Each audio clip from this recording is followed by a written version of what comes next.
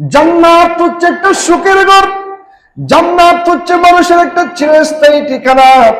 আমার রাসূল বলছেন, ইন্না ফিল জান্নাতি নাহারুন ইউকালু লাহু রাজাবুন। জান্নাতের মধ্যে এমন একটা নহর আছে, আমার আল্লাহ যে নহরের নাম নির্ধারণ করেছেন রজব হিসাবে। চিৎকার দিয়ে বলি সুবহানাল্লাহ।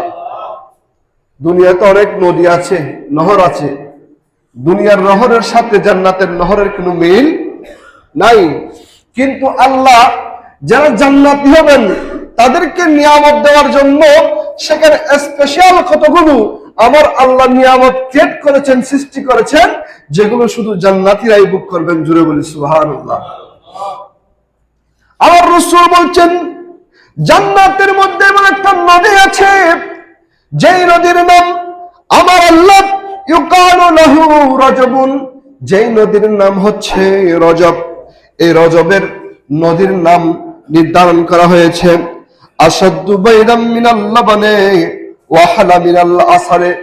আমার রাসূল বলেন, জান্নাতের মধ্যে রজব নামের যেই নদী রয়েছে, সেই নদীর মধ্যে যেই পানি আছে, সেই পানি হচ্ছে দুনিয়ার কোন পানির মতো না, দুধের চাইতে স্বচ্ছ, দুধের চাইতে সাদা সেই পানি। চিৎকার দিয়ে বলি সুবহানাল্লাহ। দুধের চাইতো সাদা। শুধু তাই নয়, ওয়াহালা মিনাল আসরে, ওই পানির স্বাদ হবে মধুর চাইতে মিষ্টি, ওই পানির স্বাদ হবে মধুর গুণ, মধুর চাইতে হাজার কোটি গুণ মিষ্টি। আমার রাসূল বলছেন, এই নদী কাদের জন্য নির্ধারণ করা হয়েছে? মান সামা মিন রাজামিন ইয়াওমান, যে ব্যক্তি রজব মাসের মধ্যে একটা রোজা রাখবে, আমার আল্লাহ কাল জান্নাতের মধ্যে ওই নদীর পানি তাদেরকে পান করাবেন। চিৎকার দিয়ে বলি সুবহানাল্লাহ। যে রজব মাসের মধ্যে একটা কি রাখবেন, রোজা রাখবেন, সেই রোজার বদলতে, একদিনের কষ্টের বদলতে আমার আল্লাহ ওই ব্যক্তিকে জান্নাতের মধ্যে দুধের চাইতো সাদা, মধুর চাইতো মিষ্টি রজব নামের যেই নদী প্রবাহিত হবে, সেই প্রবাহিত নদীর পানি পান করাবেন। জুড়ে বলি সুবহানাল্লাহ। রজব এটা এমন একটা মাস, যেই যুগে বর্বরতা ছিল, আইয়ামে জাহিলিয়ত ছিল, সেই মাসে তারা সাধারণ কোনো বিষয়ে তাদের মধ্যে যদি তর্কে লিপ্ত হতো বা গোত্রে গোত্রে যদি কোনো দ্বন্দ্ব রাখতো, সেই দ্বন্দ্ব 1 বছর, 2 বছর, 10 বছর, 15 বছর পর্যন্ত তারা সেটা সংঘাতটা চালিয়ে যেত। প্রতিহিংসা স্বরূপ তারা সংঘাতটা চালিয়ে যেত। যে অবস্থা বর্তমান আমাদের দেশের মধ্যে বিরাজমান, এই অবস্থা আগে আইয়ামে জাহিলিয়া যুগের মধ্যে ছিল। তো বর্তমান যে যুগ আর পূর্বের সেই যুগ বরাবর সেম সেম। মানুষ তৎকালীন সময়ে শিক্ষিত কম ছিল, সেজন্য বর্বরতা বেশি ছিল। এখন মানুষ শিক্ষিত বেশি হয়েছে, বর্বরতা এবং চুরি, ডাকাতি, সুদ, কারবারি এগুলো বেশি হচ্ছে কৌশল অনুযায়ী।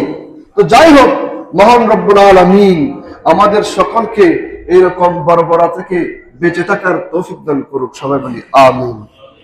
আমার কথা সেদিকে না, আমার কথা হচ্ছে আইয়ামে জাহিলিয়াত যুগ যখন আরম্ভ হয়েছিল, তারা রজবুল মুরাজ্জাব, পবিত্র মুহররম মাস, জিলকদ, জিলহজ, এই 4 মাসকে এমন ভাবে সম্মান করতেন, তাদের মধ্যে যদি কোনো সংঘাত লেগে থাকতো, তাদের মধ্যে যদি কোনো যুদ্ধ বিগ্রহ লেগে থাকতো, তারা এই 4 মাসের সম্মানে তাদের সংঘাত বন্ধ করে দিত। জুড়ে বলি সুবহানাল্লাহ। কোন মাস?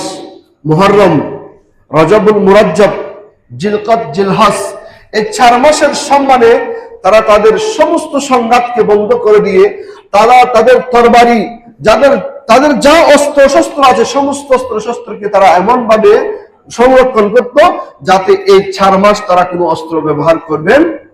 জুড়ে বলে সুবহানাল্লাহ। কোন মাসের সম্মানে?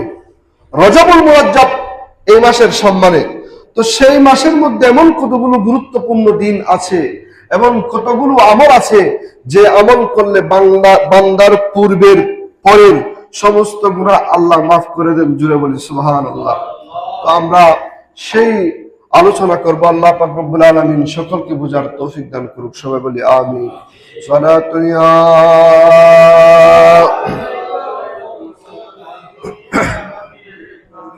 जिसने देखा है मदीना जिंदगी में एक बार, चूमने के कदम सर झुक रहा है बार बार। सारा दुनिया सलामनिया। হাদিস শরীফের মধ্যে এসেছে, আমার রাসূল হাদিস শরীফের মধ্যে ইরশাদ করেছেন, রজবুল মুরাজ্জব এটা এমন একটা সম্মানিত মাস, যে মাস সম্পর্কে আমার রাসূল সাল্লাল্লাহু আলাইহি ওয়াসাল্লাম বলছেন, জান্নাত হচ্ছে একটা সুখের ঘর, জান্নাত হচ্ছে মানুষের একটা চিরস্থায়ী ঠিকানা। আমার রাসূল বলছেন, ইন্না ফিল জান্নাতি নাহারুন ইউকালু লাহু রজবুন, জান্নাতের মধ্যে এমন একটা নহর আছে, আমার আল্লাহ যে নহরের নাম নির্ধারণ করেছেন রজব হিসাবে। চিৎকার দিয়ে বলি সুবহানাল্লাহ। দুনিয়াতে অনেক নদী আছে, নহর আছে, দুনিয়ার নহরের সাথে জান্নাতের নহরের কোনো মিল নাই। কিন্তু আল্লাহ যারা জান্নাতি হবেন তাদেরকে নিয়ামত দেওয়ার জন্য সেখানে স্পেশাল কতগুলো আমার আল্লাহ নিয়ামত ক্রিয়েট করেছেন, সৃষ্টি করেছেন, যেগুলো শুধু জান্নাতীরাই ভোগ করবেন। জুড়ে বলি সুবহানাল্লাহ।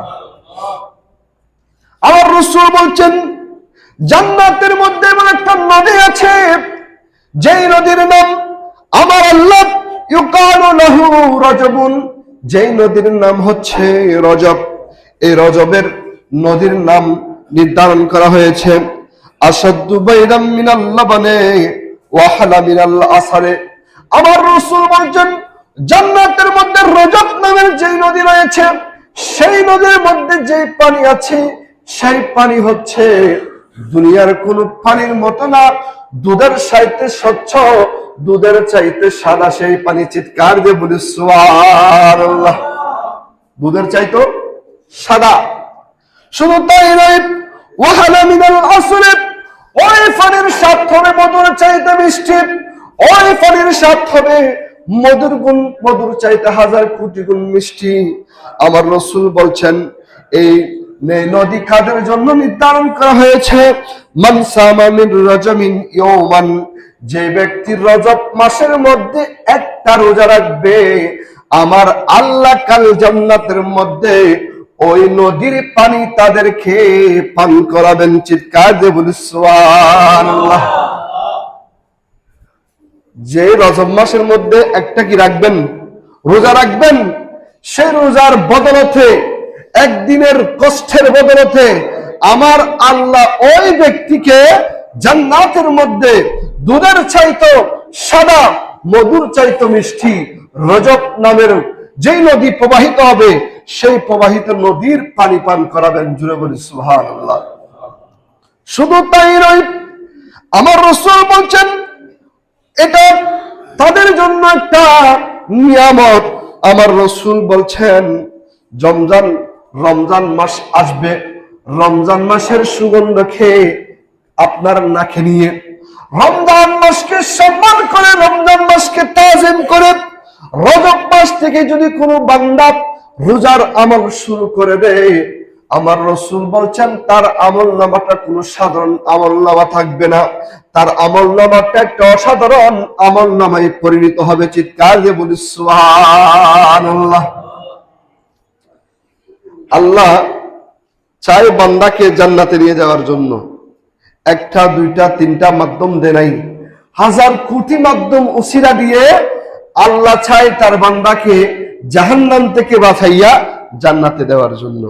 কিন্তু মাঝখানে আমরা বান্দারা না বুঝে মিসগাইড হয়ে আমরা আমাদের জান্নাতকে বরবাদ করে জাহান্নামের পথে হাঁটছি। আল্লাহ পাক রব্বুল আলামিন আমাদের সকলকে জাহান্নামের পথ থেকে ফিরে এসে জান্নাতের পথে হাঁটার তৌফিক দান করুক। সবাই বলি আমিন। হাদিস শরীফের মধ্যে এসেছে, আমার রাসূল বলেন, মান সামা ইয়াওমান মিন রজবিন কানা কাসিয়ামিন সানাতিন, রাসূল বলছেন কোন ব্যক্তি কোন আল্লাহর বান্দা যদি রজব মাসের মধ্যে যদি শুধু একটা রোজা রাখে, কয়টা রোজা রাখতে কষ্ট হয় না? মুয়ে আশা করি শুধু একটা রোজা রোজা আল্লাহর কোন বান্দা রাখে, আমার রাসূল বলছেন কানা কাসিয়ামি সানাতিন, সেই ব্যক্তি একদিন রোজা রাখে নাই, একটা রোজা রাখে নাই, আমার রাসূল বলছেন কাসিয়ামি সানাতিন, সেই বান্দা যেন 1 বছর আল্লাহর জন্য রোজা রেখেছেন। চিৎকার দিয়ে বলি সুবহানাল্লাহ। কয় বছর? রোজার সওয়াব হন না, 1 বছর রোজার সওয়াব আমলনামার মধ্যে কে লিখে দিবেন? আমার আল্লাহ ফেরেশতাদের মাধ্যমে লিখে দিবেন। তারপর বলছেন ওয়ামান সামা সাবাতিন আইয়ামিন, আর কোন বান্দা যদি ওই রজব মাসকে সম্মান করে, ওই রজব মাসকে মোহাব্বত করে, রজব মাসের মধ্যে যদি 7টা রোজা রাখে, 7 দিন রোজা রাখে, আমার রাসূল বলছেন গুল্লিকাত আনহু আবওয়াবাল জাহান্নামা, ওই ব্যক্তির জন্য আল্লাহ জাহান্নামের 7টি দরজা বন্ধ করে দিবেন। চিৎকার দিয়ে বলি সুবহানাল্লাহ। আচ্ছা, 7টা রোজা যদি রাখেন, একটা রোজার বদৌলতে বিনিময়ে আল্লাহ একটা জাহান্নাম বন্ধ করে দিবেন, একটা জাহান্নাম বন্ধ করে দিবেন। এভাবে যদি 7টা জাহান্নাম যদি আপনার জন্য বন্ধ হয়ে যায়, তাহলে আপনি জান্নাতে যাবেন না জাহান্নামে যাবেন? অবশ্যই জান্নাতে। জাহান্নাম যদি আপনার জন্য হারাম হয়ে যায়, জাহান্নাম যদি আপনার জন্য বন্ধ হয়ে যায়, তাহলে অবশ্যই কি হয়ে যাবে? জান্নাত ওয়াজিব। সুবহানাল্লাহ বলেন না? সালাতুন ইয়া রাসূলুল্লাহ আলাইকুম आपकी पर कत्ल मारा या नबी, दिल हुआ गम से दोबारा या नबी, सलातुन या सलामनिया तुम्हारे वास्ते हम दोनों जहां भूल जाएंगे, अगर आवाज रूहानी सुना दो या रसूल अल्लाह, सलातुन या সালামিয়া। তাহলে 7টা রোজা রাখলে সেই বান্দার জন্য আল্লাহ জাহান্নামকে কি করে দিবেন? বন্ধ করে দিবেন। আল্লাহ রাসূল বলেন ওয়ামান সামা সামানিয়াতান আইয়ামিন, আর আল্লাহর বান্দাদের মধ্য থেকে যে বান্দা পবিত্র রজবুল মুরাজ্জবের মধ্যে 8টি রোজা রাখবে, কয়টা? সামানিয়াতুন আইয়ামিন, 8টি রোজা রাখবেন। আমার রাসূল বলছেন ফুতিহাত লাহু সামানিয়াতু আবওয়াবাল জান্নাতে, আল্লাহ বলছেন যে বান্দা পবিত্র রজবুল মুরাজ্জবের মধ্যে 8টি রোজা রাখবে, 8টি রোজা রাখার কারণে আমার আল্লাহ তার জন্য জান্নাতের 8টি দরজা খুলে দেবেন। চিৎকার দিয়ে বলি সুবহানাল্লাহ। 7টা রোজা রাখলে জাহান্নাম বন্ধ। জাহান্নামকে ফেরেশতাদেরকে বলা হবে জাহান্নামের মধ্যে তালাবদ্ধ করে দেওয়া হোক। কোন বান্দার জন্য? আমার যে বান্দা 7টি রোজা রেখেছে। আর 8টি রোজা যখন বান্দা রাখবে, বান্দার জন্য আমার আল্লাহ বলবেন তার জন্য জান্নাতের 8টা দরজা খুলে দাও, তার জন্য আর জাহান্নাম থাকবে না। সেই বান্দার জন্য জাহান্নাম হারাম হয়ে গেছে, জান্নাত ওয়াজিব হয়ে গেছে। জুড়ে বলি সুবহানাল্লাহ। আবার বলছেন মান আশরা ইয়ামিন লাম ইয়াসারুল্লাহ আজ্জা ওয়া জাল্লা শাইআন ইল্লা তাহু, আমার আল্লাহ বলছেন ওয়ামান সামা 15 ইয়ামিন, যদি কোন ব্যক্তি 15 দিন রোজা রাখে, নাদা মুরাদিম মিনাস সামাই, আসমান থেকে এমন একজন ফেরেশতা ওই ব্যক্তিকে ডেকে ডেকে বলবেন, সেই ব্যক্তি কানে শুনবে। আমার আল্লাহ বলছেন গাফার লাকা মা সালাফা ফাস্তালাফা, আল্লাহ বলছেন ও ফেরেশতা আমার এই বান্দাকে সংবাদ দাও, আমার বান্দার পূর্বের এবং পরের সমস্ত গুনাহ আমি আল্লাহ মাফ করে দিয়েছি। চিৎকার দিয়ে বলি সুবহানাল্লাহ। পূর্বের সমস্ত গুনাহ মাফ, পরের সমস্ত গুনাহ মাফ। তাহলে বান্দা কি হয়ে গেল? নিষ্পাপ হয়ে গেল। বান্দার আর কোন গুনাহ নাই। আল্লাহ বলছেন সেই বান্দা যেন সদ্য তার মায়ের গর্ভস্থ থেকে দুনিয়ার জমিনে তশরিফ আনলে যার কোনো গুনাহ থাকে না, সেই বান্দার মতো হয়ে গেছে। জুড়ে বলি সুবহানাল্লাহ। কয়টা রোজা বলেন না? কয়টা রোজা? 15টা রোজা। এবার আসি, যেহেতু সময় কম সেজন্য আমাকে সময়ের দিকে একটু খেয়াল রাখতে হবে যে আমরা অনেক সময় আমরা লাইলাতুল কদর আসলে, লাইলাতুল বারাত আসলে, রজবুল মুরাজ্জব মাস আসলে আমরা কিছু বেশ আমল করে থাকি, ঠিক না? হন না? ঠিক না? কিছু বেশ আমল করে থাকি। তো আমাদের কিছু ভাইয়ের আমাদেরকে তুহমত দফাবাদ দে যে এরা বেশি বাড়াবাড়ি করে, এগুলো কোরআন হাদিসে নাই। আমি বলছি কোরআন হাদিসে আছে, আপনাদেরকে একটু গবেষণা করতে হবে, গবেষণা করা দরকার। তার যদি আপনি গবেষণা করেন তাহলে পাবেন, গবেষণা না করলে পাবেন না। আর তকদিরও থাকতে হবে।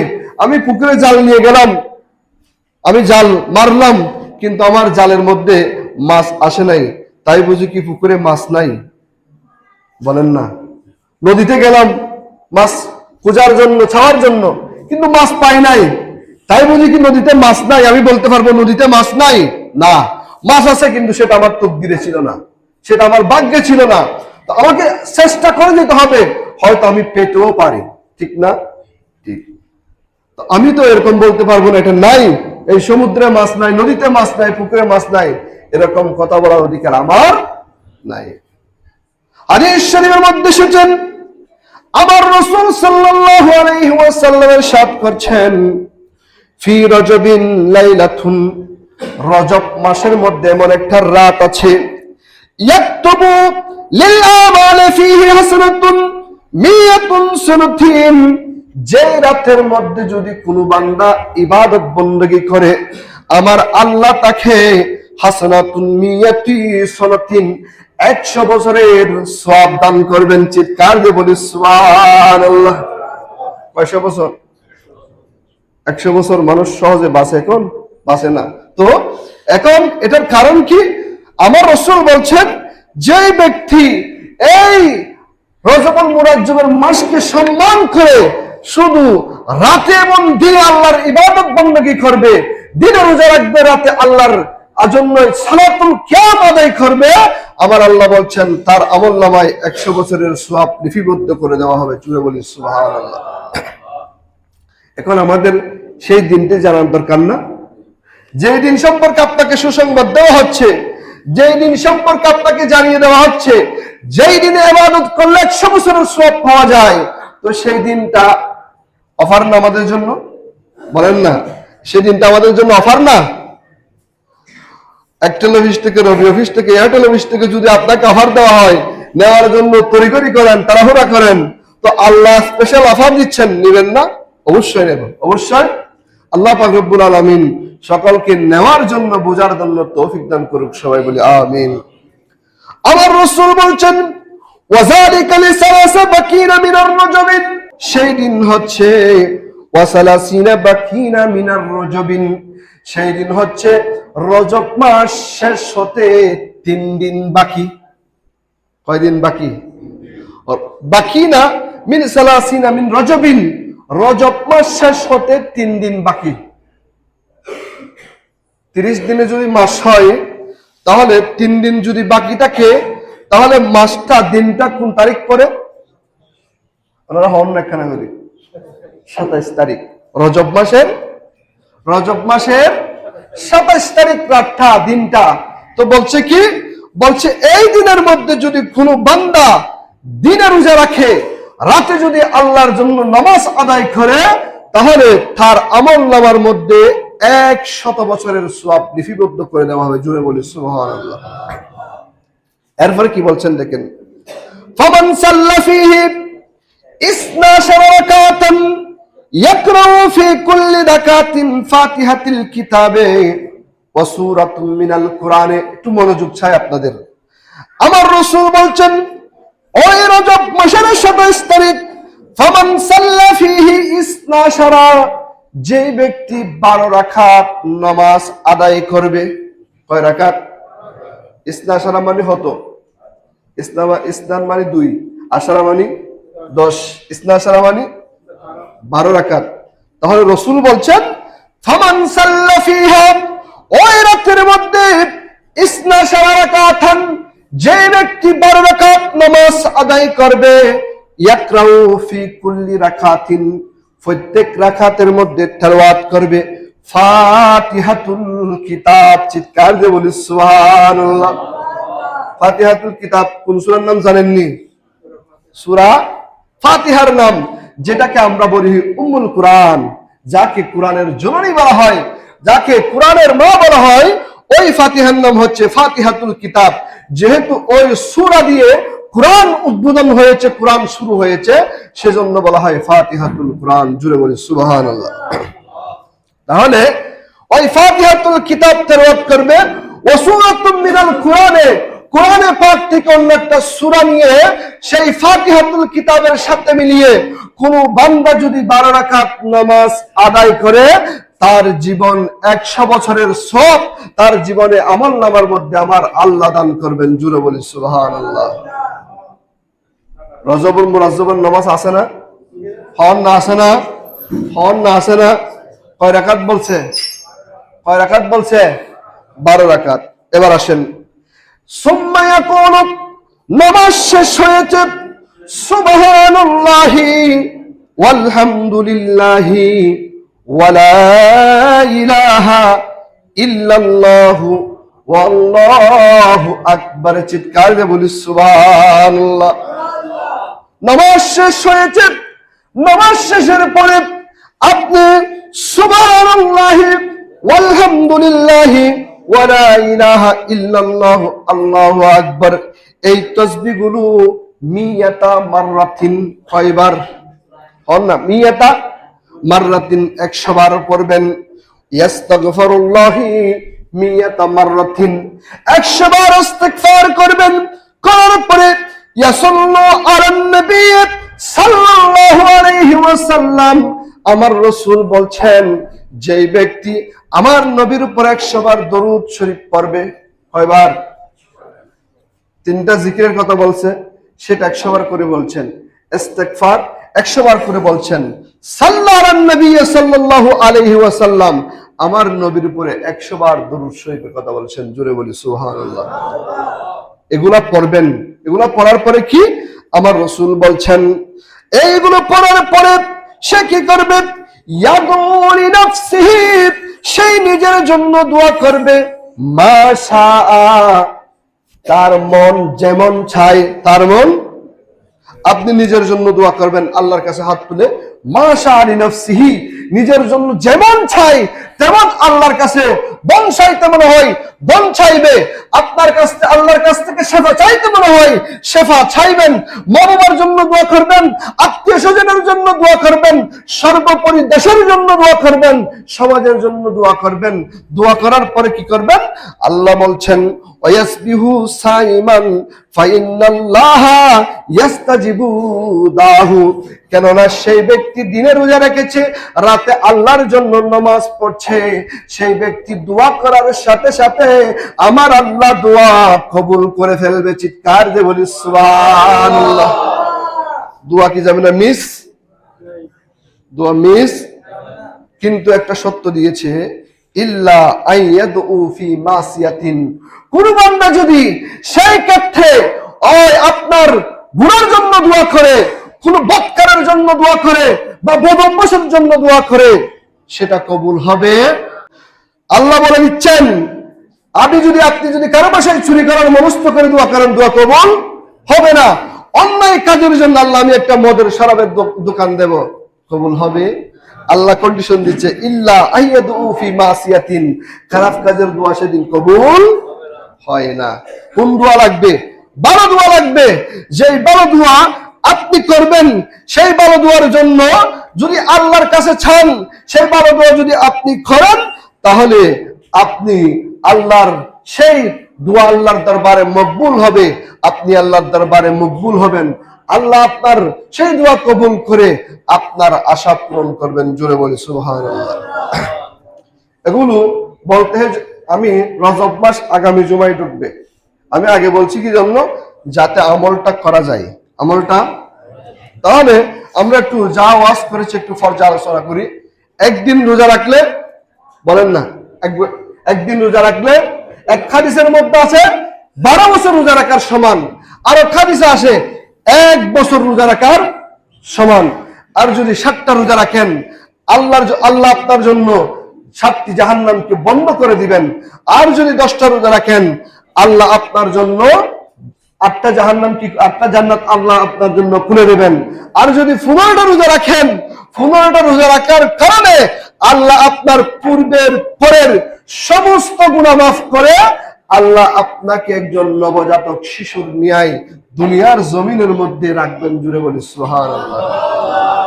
আর যদি লাইলাতুল বাকিনা মিনাস সালাস মিনার রজবে, রজব মাস বাকি থাকতে অর্থাৎ 27শে রজব যদি আপনি দিনের বেলায় রোজা রাখেন, রাতের বেলায় যদি আপনি আল্লাহর দরবারে নামাজের জন্য দাঁড়িয়ে যান, কোরআন তেলাওয়াত করেন, আমার আল্লাহ বলছেন যে তার জীবনের সমস্ত গুনাহ তো মাফ করেছেন।